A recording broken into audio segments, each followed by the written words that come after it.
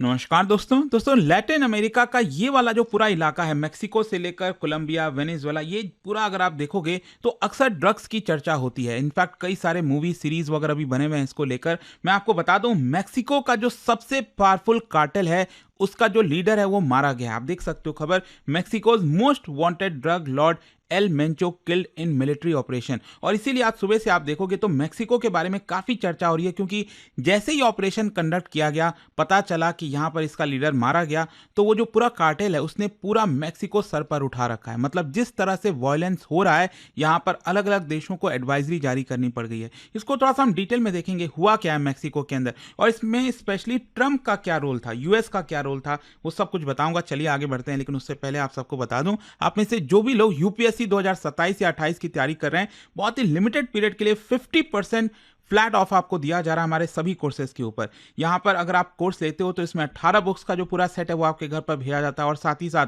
Prelims, mains, interview सब कुछ की कंप्लीट प्रिपरेशन कराई जाती है। कोई भी अगर आपको डाउट है, प्रॉब्लम है बैच से रिलेटेड, ये फोन नंबर है, इस पर कॉल कर लीजिए, मेरी टीम आपको अच्छे से गाइड कर देगी। And use this code Ankit live maximum discount के लिए। चलिए शुरुआत करते हैं। सबसे पहला क्वेश्चन ये है कि एल मेंचो है कौन। देखो, इसका ओरिजिनल नाम अगर आप देखोगे तो ये है, मैं इसको पढ़ तो नहीं पाऊंगा, बट स्पेनिश में कुछ इस तरह से, नेमिसियो रूबेन ओसिगुएरा सर्वेंटेस, और इसको पॉपुलरली जाना जाता है एल मेंचो के नाम से। ये फाउंडर और सुप्रीम लीडर है एक ऑर्गेनाइजेशन का, कार्टेल का, जिसका नाम है जेलिस्को न्यू जनरेशन कार्टेल, CJNG। और मैं आपको बता दूं, ये जो एल मेंचो है, he is one of the most wanted drug traffickers globally, अगर आप अभी तक देखोगे। एंड इसको मैक्सिकन अथॉरिटीज और यूएस की अथॉरिटीज दोनों चाहती थी पकड़ना, लेकिन बार बार ये छूट जाता था। साथ ही साथ यहाँ पर इसके ऊपर ट्रैफिकिंग का आरोप है। जितने भी ड्रग्स हैं, चाहे हीरोइन है, कोकेन हो गया, फेंटेनिल हो गया, ये सबके बड़ी मात्रा में ट्रैफिकिंग किया जाता था। यहाँ पर एक्सटॉर्शन में, फ्यूल थेफ्ट में, किडनैपिंग में, हर जगह इसका इन्वॉल्वमेंट मेक्सिको में स्पेशली देखने को मिलता था।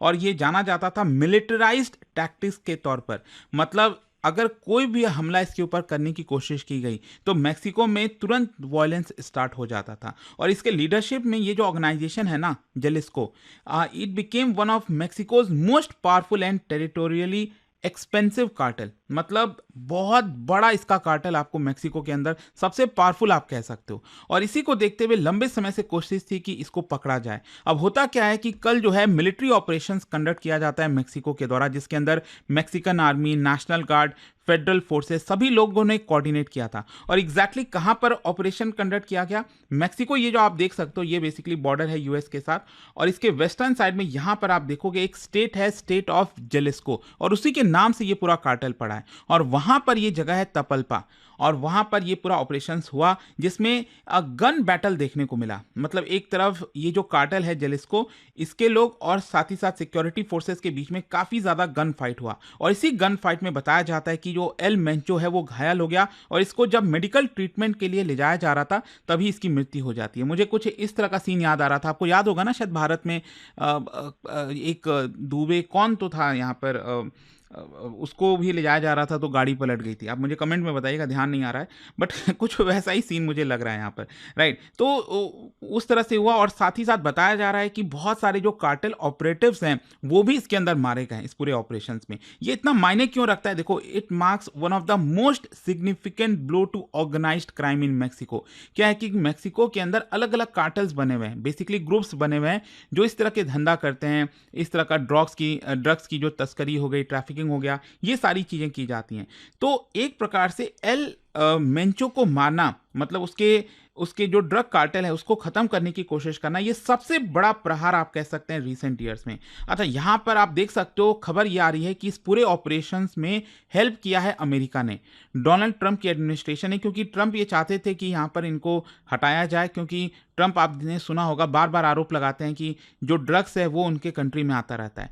और इसीलिए आप देखोगे ना, डोनाल्ड ट्रंप का एक बहुत ही क्रिप्टिक पोस्ट उन्होंने पोस्ट किया है ट्रूथ सोशल पर। देखिए उन्होंने क्या लिखा, we are winning too much. जैसे ही पता चलता है कि एल मेंचो की हत्या हो गई है, तो उसके बाद उन्होंने पोस्ट किया, we are winning too much, it is just not fair, president Donald J Trump. मतलब मज़े ले रहे थे एक प्रकार से, आप कह सकते हो इस पर्टिकुलर सोशल मीडिया पोस्ट के थ्रू। अच्छा, अब क्वेश्चन ये आता है कि जैसे ही खबर आई कि एल मेंचो की हत्या कर दी है सिक्योरिटी फोर्सेज ने, उसके बाद आपको रिटालिएशन देखने को मिलेगा। मेक्सिको के अलग अलग जगहों पर मैसिव वायलेंस हुआ है। यहाँ पर आप देख सकते हो जो पब्लिक इंफ्रास्ट्रक्चर है उसको डिस्ट्रॉय किया गया है। जो कार्टेल के मेंबर्स हैं उन्होंने सुपरमार्केट में आग लगा दी, बैंकों को जला दिया, प्राइवेट व्हीकल, कार्गो ट्रक, सबके ऊपर आग लगा दी। यहाँ पर बड़े बड़े जो फायर के विजुअल हैं, मतलब आप सोचिए मेक्सिको के अलग अलग शहरों में इस तरह के विजुअल्स जो है नजर आ रहे हैं। ये बस जला हुआ है, कहीं पर सुपरमार्केट को इन्होंने जला दिया है।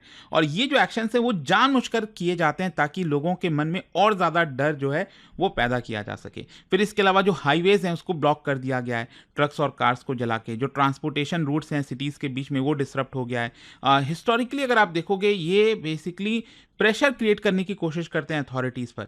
यहां पर एविएशन और ट्रांसपोर्ट डिसरप्ट हुआ है, फ्लाइट्स को कैंसिल करना पड़ा है कुछ यहां पर एयरपोर्ट्स पर, और जो एयरलाइंस है उन्होंने टेम्पररी बेसिस पर सर्विसेज को सस्पेंड कर दिया। और इसी की वजह से टूरिज्म और ट्रैवल काफी ज्यादा सफर हो रहा है। इनफैक्ट मैं खबर देख रहा था कि कई अमेरिकन जो टूरिस्ट हैं वो भी यहां पर फंसे हुए हैं। फिर इसके अलावा पब्लिक सेफ्टी को लेकर भी एडवाइजरी जारी किया गया है। यहाँ पर सभी रेसिडेंट्स को बोला गया है कि आप घरों में रहिए, स्कूल सस्पेंड हो गए, पब्लिक इवेंट्स कैंसिल हो गए। जो फॉरेन गवर्नमेंट्स हैं उन्होंने एडवाइजरीज जारी की, और जो code red style security alert है वो लागू कर दिया गया है मेक्सिको के ऑलमोस्ट सभी एरिया में। डेली लाइफ पूरी तरह से डिसरप्ट हो गई है। और आप देख सकते हो यहाँ पर भारत की जो एम्बेसी है, भारत ने भी एडवाइजरी जारी किया है। और आप देख पाओगे यहाँ पर लिखा है dear all Indian nationals in Mexico. जितने भी भारतीय हैं मेक्सिको के अंदर, उनको ये संबोधित है कि इस समय सिक्योरिटी ऑपरेशंस चल रहा है, यहाँ पर रोड ब्लॉकेजेस हैं, और इसीलिए इंडियन नेशनल्स को कहीं शेल्टर ले लेना चाहिए, अपने आप को सही जगह पर जो है रुक जाना चाहिए, इधर उधर बाहर नहीं निकलना चाहिए। यहाँ पर एक्शंस क्या क्या लेना है ये प्रॉपर तरीके से एम्बेसी ने बताया है, क्या करना है क्या नहीं करना है। और कोई भी अगर आपको असिस्टेंस वगैरह चाहिए तो हमारी जो एम्बेसी है मेक्सिको के अंदर, वो उन्होंने ये हेल्पलाइन नंबर जारी किया है, वहां पर आप कॉल करके हेल्प ले सकते हैं। अच्छा, यहां पर अगर हम बात करें कि जो कार्टल्स हैं वो इस तरह से क्यों रिएक्ट कर रहे थे, उनका ये मैसिव वॉयलेंस जो है वो क्यों हुआ। देखिए क्या है ना, ये जो रिटालिएशन है ये प्रॉपर वेल डॉक्यूमेंटेड स्ट्रैटेजी है। कार्टल्स की हमेशा से ये स्ट्रैटेजी रही है कि अपना स्ट्रेंथ दिखाना। मतलब ऑब्वियस सी बात है, इतना बड़ा जो है ऑपरेशंस हुआ है, जो इनके लीडर हैं वो मारे गए हैं, तो ये अपने आप को ये दिखाएंगे कि देखो अभी भी हम बहुत पावरफुल हैं, हमारा ऑपरेशंस कहीं से भी रुका नहीं है। और इसीलिए इस तरह की चीजें की जाती हैं,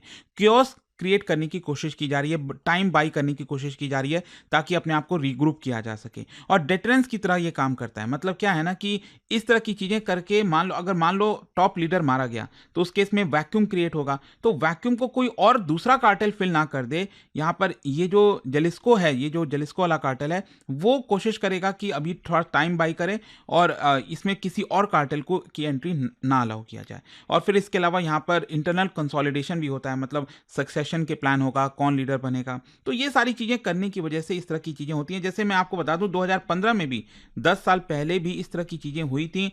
मेक्सिको की एजेंसीज ने एल मेंचो को मारने की कोशिश की, वहां से वो बच गया, और उस समय भी इस तरह का पावरफुल सिंबल जो है वो दिखाने की कोशिश की गई थी। इसका ब्रॉडर पॉलिटिकल कॉन्टेक्स्ट अगर मैं आपको बताऊं, देखो मैक्सिकन जो गवर्नमेंट है उनका पोजीशन क्या है।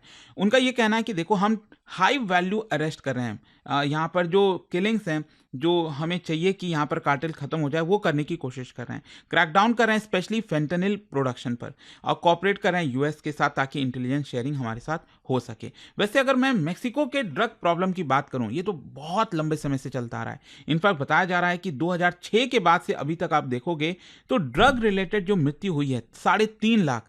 मैं ये नहीं बता रहा हूं कि ड्रग्स की वजह से हेल्थ इश्यूज होता है, उससे लोग मारे जाते हैं, वो तो अलग अलग मामला है। ये जो पूरा कार्टेल का पूरा खेल है ना मेक्सिको के अंदर, तो उसमें जो वायलेंस होता है, आपस में इतनी तरह से प्रोटेस्ट होता है, तो ये सारी चीज़ों की वजह से 3.5 लाख लोग मारे जा चुके हैं ऑलरेडी, डिसअपेयर्ड हुए हैं थाउजेंड्स ऑफ लोग। और जो कार्टेल्स हैं वो लोगों की बिहेडिंग कर देते हैं, पब्लिक हैंगिंग होती है, कार बॉम्बिंग होती है, ड्रोन अटैक, इस तरह की भी चीज़ें की जाती हैं। और टेरिटोरियल कंट्रोल भी होता है। मतलब कार्टेल का इन्फ्लुएंस अगर आप देखोगे ब्रॉडर सिटीज में देखने को मिलेगा, रूरल प्रोडक्शन जोन्स में देखने को मिलेगा, कई सारे इंपॉर्टेंट हाईवेज हैं, पोर्ट्स हैं, एयरपोर्ट्स हैं, और लोकल गवर्नमेंट्स भी जो है वहां पर भी इनका दबदबा रहता है कई बार। तो ये एक प्रकार से पैरेलल पावर स्ट्रक्चर की तरह काम करते हैं, आप ये समझिए। यहाँ पर ड्रग प्रोडक्शन और ट्रैफिकिंग की अगर हम बात करें, देखो वैसे तो कई सारे प्रोडक्शन और ट्रैफिकिंग की जाती है, लेकिन आज के डेट में आप देखोगे जो सिंथेटिक ड्रग है, ये फेंटेनिल, ये सबसे बड़ा कारण बन गया है। फेंटेनिल ने एक्चुअली सब कुछ बदल दिया जब से फेंटेनिल आया, क्योंकि एक तो ये प्रोड्यूस करना बहुत आसान होता है, सस्ता होता है और बहुत ज़्यादा पावरफुल होता है। छोटा सा अमाउंट की वजह से इनको काफ़ी प्रॉफिट हो जाता है और यही कारण है कि यूएस के अंदर भी ओवरडोज है। यूएस में जो ट्रम्प बार बार कहते रहते हैं ना कि मेक्सिको और चाइना से इतना सारा ये ड्रग्स वगैरह आ रहा है, फेंटेनिल आ रहा है, वो यही चीज़ है एक्चुअली, कि इसकी वजह से यूएस में बहुत से लोग जो हैं वो इम्पैक्ट हो रहे हैं। So this has internationalised Mexico's drug crisis. अच्छा, अगर हम ड्रग प्रॉब्लम के बारे में बात करें कि वो क्यों अभी भी परसिस्ट कर रहा है, सबसे पहला है डिमांड। देखो क्या है ना, दुनिया में अगर किसी भी चीज़ की डिमांड होगी ना कहीं से लीगल इलीगल तरीके से चीज़ें हो ही जाती हैं। तो यूएस में इसकी बहुत ज़्यादा डिमांड है, लार्जेस्ट ड्रग मार्केट है यूएस, और कार्टेल जो है उससे प्रॉफिट कमाना चाहते हैं। पॉवर्टी और इनइक्वालिटी है, मेक्सिको के रूरल एरियाज़ वगैरह में एक इक्वल अपॉर्चुनिटीज़ नहीं है, लिमिटेड है, तो यूथ जो है वो रिक्रूट हो जाता है कार्टेल में। करप्शन बहुत ज़्यादा है, देखो ये भी बहुत बड़ी प्रॉब्लम है। ये सिर्फ भारत की इशू नहीं है, लेकिन दुनिया भर में भी आप देखोगे लोकल पुलिस, पॉलिटिशियंस, वो खुद कार्टेल के से काफ़ी रिलेटेड हैं, क्लोज हैं, और जुडिशियल प्रोसिक्यूशन रेट भी बहुत ज़्यादा कम है। और स्पेशली क्या होता है कि ये 3000 किलोमीटर से ज़्यादा का बॉर्डर है यूएस और मेक्सिको का, आप देखोगे, तो इसीलिए कहीं ना कहीं से ये जो है आसानी से एंट्री कर लेता है यूएस के अंदर। अब क्वेश्चन ये है कि अब आगे क्या होगा। देखो वैसे तो बोला ये जा रहा है कि ये जो ऑपरेशन हुआ है, जेलेस्को कार्टेल को ख़त्म करने की कोशिश की गई, एल मेंचो को मारा गया, उसके बाद और ज़्यादा यहाँ पर वॉयलेंस देखने को मिल सकता है। लेट्स सी क्या होता है यहाँ पर। बट आई होप कि आज सुबह से जो मेक्सिको को लेकर खबर आ रही थी वो आपको समझ आ गया होगा। जाने से पहले एक बहुत ही इंटरेस्टिंग क्वेश्चन, क्या बता सकते हो इनमें से कौन कौन सा ड्रग्स ऐसा है जो सिंथेटिक ओपियोइड्स है? और इसका जो राइट आंसर है आप सब जानते हैं, मेरे इंस्टाग्राम पर तो मिलेगा ही, वहां पर अगर आप नहीं हो कोई बात नहीं, टेलीग्राम से ले सकते हैं इसका सही उत्तर। और दोस्तों, जैसा मैंने आपको बताया, अगर आप यूपीएससी की तैयारी कर रहे हैं, कोई भी बैच चाहते हैं 2027-28, कोई भी बैच आप चाहो तो आप ले सकते हो, लिंक कमेंट सेक्शन में दिया हुआ है, और ये फोन नंबर है, कोई भी डाउट है, प्रॉब्लम है, इस पर कॉल कर लीजिए, मेरी टीम आपको अच्छे से गाइड कर देगी। स्टडी IQ IAS, आपका सिलेक्शन हमारा मिशन।